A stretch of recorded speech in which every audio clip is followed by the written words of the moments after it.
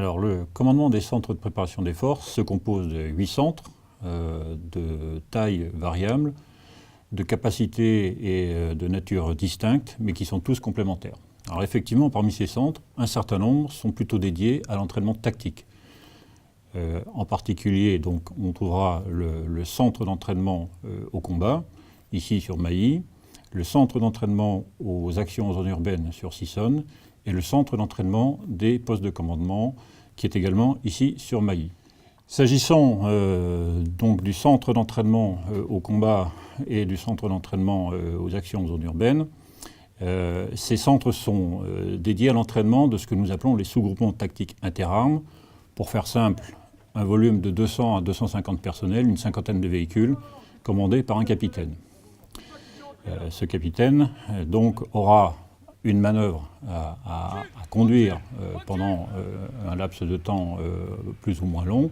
Dès lors qu'on a besoin d'équipements que les régiments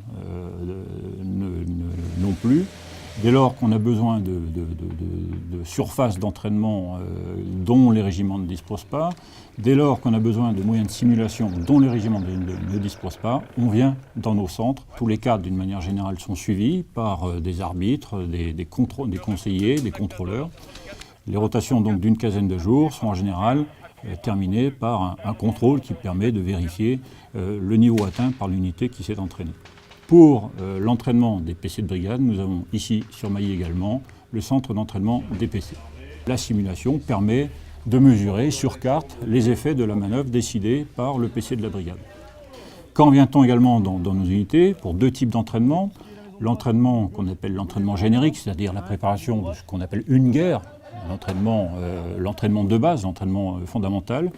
Et puis d'autre part, dans le cadre de ce que nous appelons les mises en condition à la projection, c'est-à-dire la préparation des unités lorsqu'elles ont été désignées pour être engagées sur un théâtre particulier. Où là, effectivement, en plus, donc le réalisme et l'actualisation des données d'exercice est extrêmement important, de façon à ce que les unités, lorsqu'elles arrivent sur le terrain, trouvent tout de suite leur place dans le dispositif qui sera le leur donc sur ces différents théâtres.